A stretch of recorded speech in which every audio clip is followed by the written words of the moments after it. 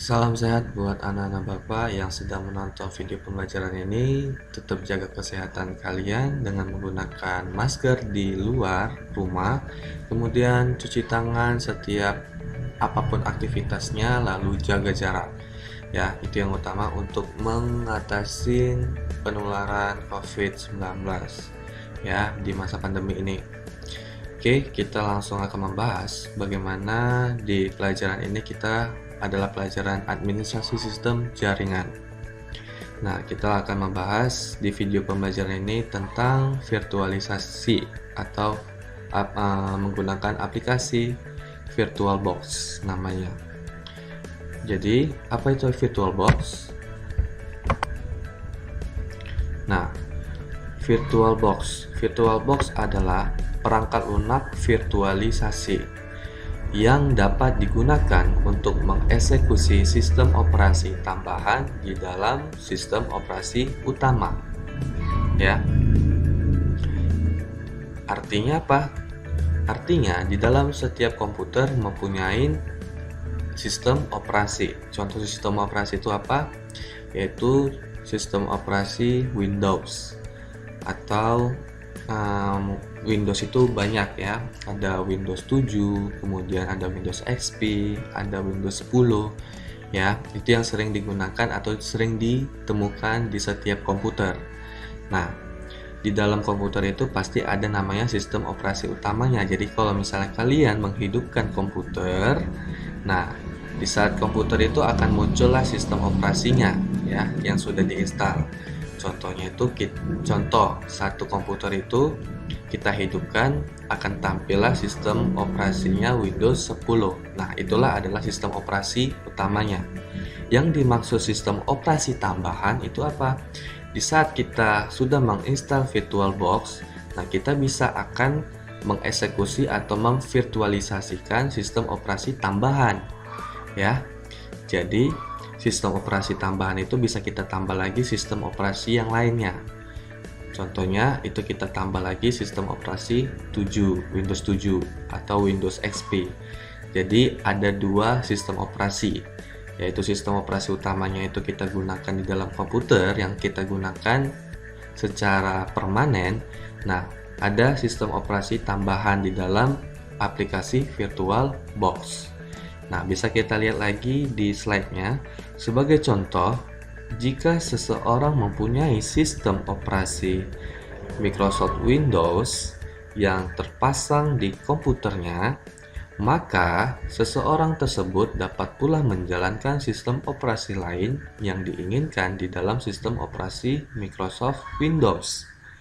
Fungsi ini sangat penting jika seseorang ingin melakukan uji coba dan simulasi instalasi suatu sistem tanpa harus kehilangan sistem yang ada. Aplikasi dengan fungsi sejenis VirtualBox lainnya adalah VMware dan Microsoft Virtual PC. Jadi untuk aplikasi virtualisasi ini bukan hanya VirtualBox saja, ada juga nama aplikasinya VMware dan Microsoft Virtual PC. Ya, tetapi hampir rata-rata yang sering digunakan itu yaitu untuk memvirtualisasikan sistem operasi itu yaitu aplikasi VirtualBox dari Oracle. Oke, langsung saja kita praktekkan bagaimana sih menggunakan aplikasi VirtualBox ini.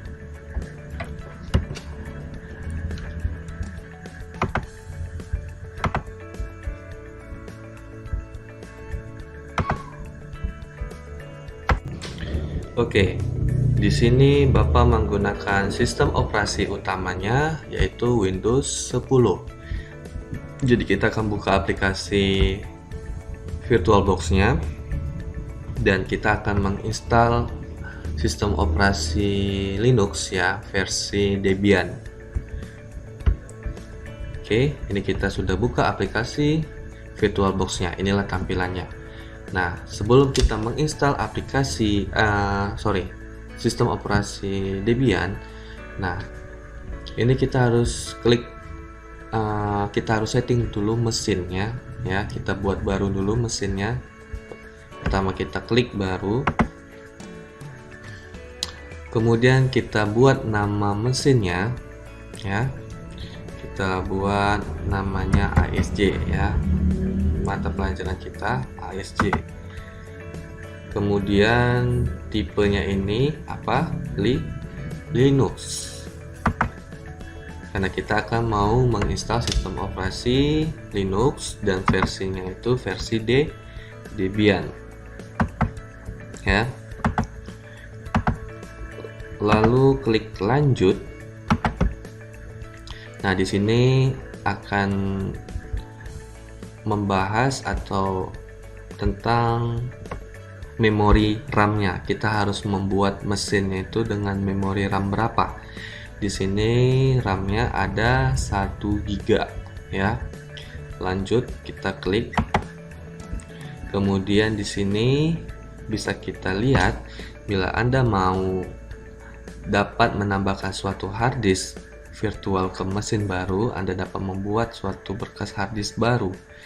Memilih satu dari daftar atau dari lokasi lain memakai icon folder. Nah, di sini langsung saja ukuran hard disk yang disarankan adalah 8 GB. Jadi di dalam mesin nanti ini kita akan buat mesinnya namanya ASJ ini menggunakan RAM-nya berkapasitas 1 GB. Kemudian hard disknya menggunakan 8 GB, ya. Langsung saja kita klik buat, dan tipe berkasnya itu FDI. Langsung saja klik lanjut, dan dialokasikannya hard disknya ini secara dinamik. Langsung saja klik lanjut. Kemudian di sini alokasi mesinnya. Jadi file yang akan kita buat mesinnya itu ada di dalam sini, ya. Di data C, kemudian folder user, kemudian masuk ke folder Kanggung, lalu VirtualBox ASJ, kemudian inilah file mesinnya nanti ASJ. Jadi kalau misalnya file ini nanti hilang, otomatis sistem operasi yang kita install itu akan terhapus. Oke. Dan di sini adalah hard disknya dengan ukuran 8 GB. Langsung saja kita klik buat. Nah, secara otomatis setelah selesai settingan tadi akan muncul di dalam sisi sini, list di sini, ya, dengan nama ASJ, ya. Bisa kalian lihat di sini umum, nama ASJ dan sistem operasinya Debian. Oke. Kemudian memori RAM-nya 1 GB, ya, dan hard disknya itu 8 GB. Oke.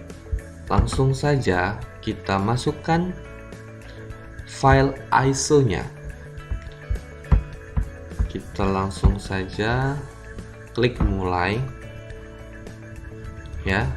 Ini berarti kita masuk di dalam mesin yang sudah kita buat.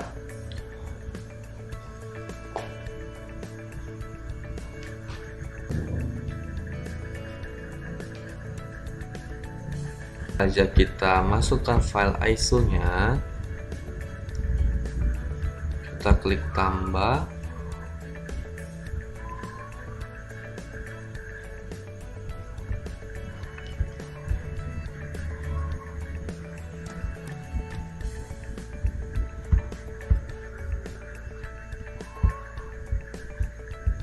Masukkan saja kasetnya atau file ISO-nya, ya, Debian versi 9.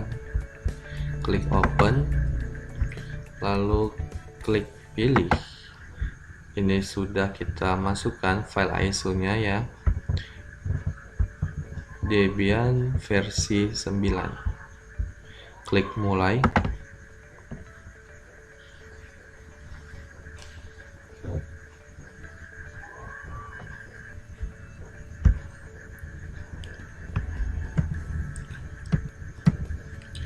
Di sini langsung kita pilih klik install, ya.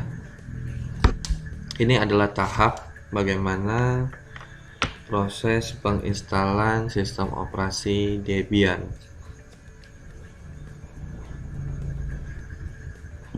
Di sini kita pilih bahasa, kita pilih bahasa Indonesia.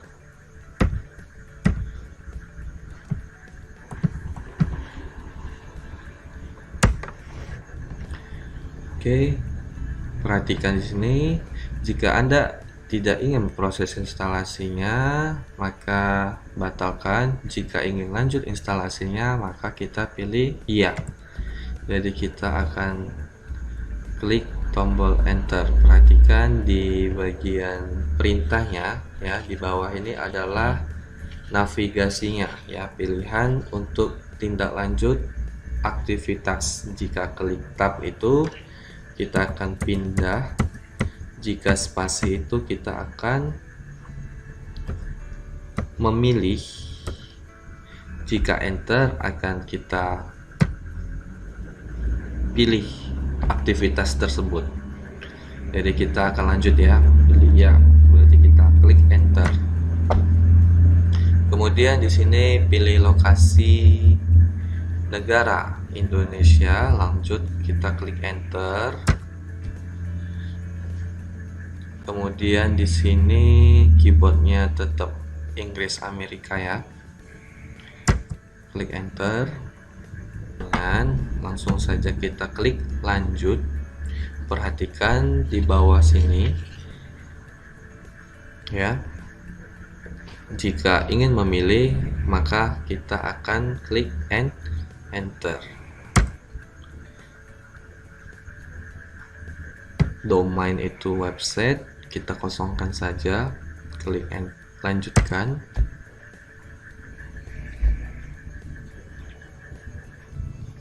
Nah, di sini kita akan membuat kata sandi ya, kata sandi root. Nah, di sini Bapak akan bahas nanti root ini apa ya. Bisa kalian lihat di sini, akun root seharusnya diberi kata sandi. Jika tidak, maka akun root akan dimatikan dan sebuah akun pengguna akan dibuat dan diberi wewenang untuk menjadi root dengan perintah sudo ya. Maka kata sandi root ini harus dimasukkan. Untuk apa? Dalam sistem operasinya itu ada di sini, di dalam Debian ada dua kata sandi. Yang pertama itu kata sandi root, yang kedua itu ada kata sandi untuk user. Nah, ada perbedaan di situ.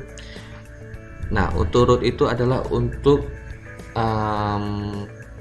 men-setting semua settingan, semua konfigurasi harus menggunakan kata sandi root.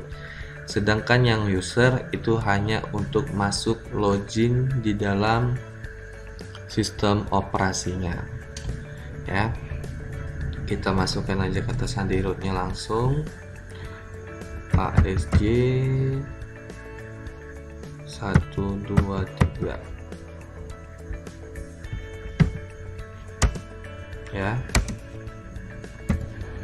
Klik lanjut, masukkan lagi, ulang ASJ 123,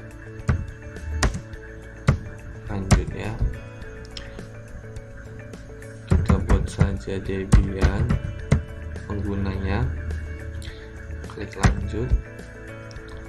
Nah, di sini juga lanjut. Nah, di sini kata sandi pengguna baru, dalam arti ini adalah kata sandi untuk user. Yang tadi beda ya, kata sandinya untuk root.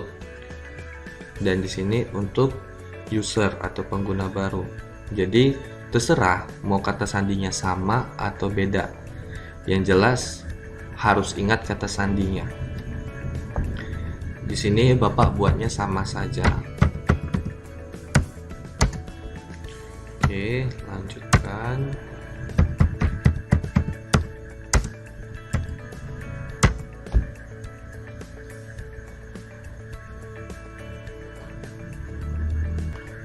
Di sini zonanya ya, zona waktunya karena kita di Sumatera, WIP-nya.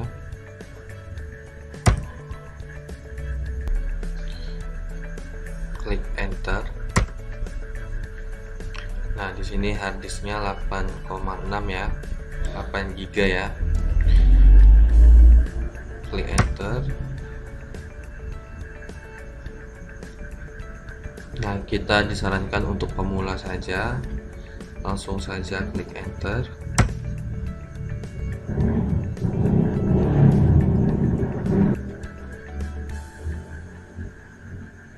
Langsung selesai mempartisi, tulis perubahan ke harddisk, klik enter.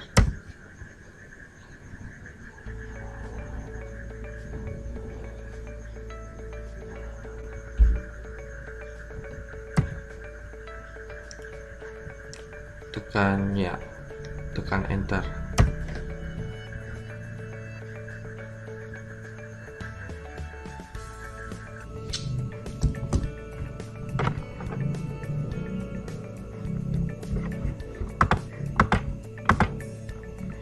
Oke, langsung saja klik tidak aja.